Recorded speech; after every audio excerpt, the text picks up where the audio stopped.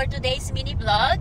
Tayo ay pupunta ng food festival. Ayan, sira ang diet ni Mommy Jules for today's video. So malamang kakain tayo doon kasi nga it's food festival. So, diet, sabi ko nga kay Dad, diet ako pero bukas na lang uli ang diet. Food festival. Kasi pupunta tayo ng food festival. So ayan guys, see you later at ipapakita ko sa inyo kung anong klaseng mga food na meron doon at titikim tayo for the sure yan. So guys, thank you for watching. So please don't forget to follow Mommy Jules here in Australia and share nyo na rin yung video ko. So thank you guys. See you later.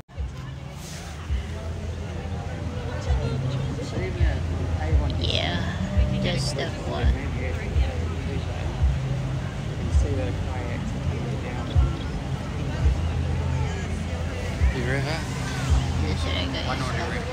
So ayan guys, makikita natin yung river dito sa Tujay. Hindi siya ganun kalalim.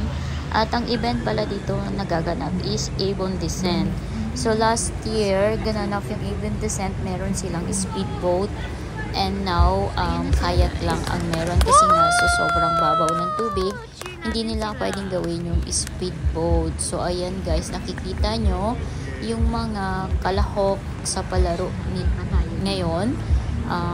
Parang kayat siya.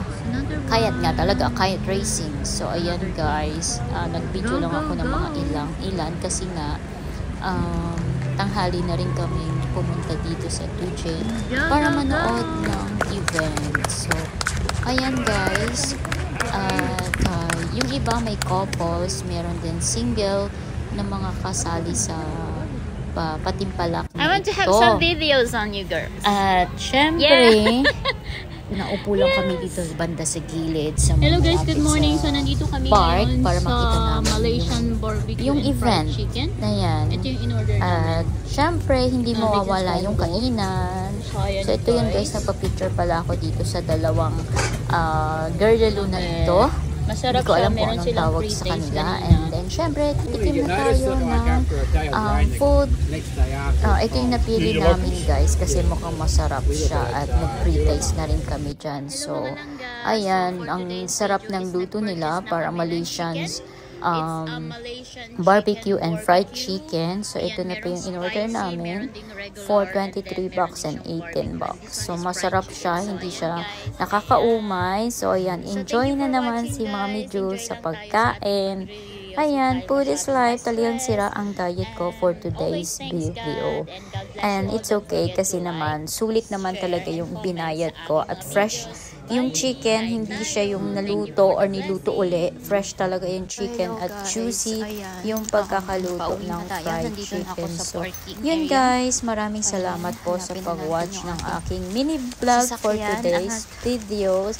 And I hope nagustuhan nyo yung aking mga video.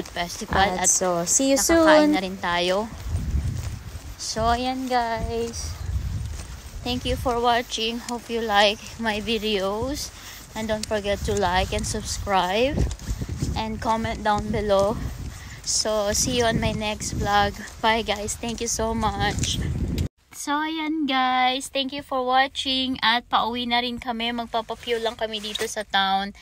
And so, ayan guys. So, don't forget to like and share sa aking mga videos. And follow na rin syempre.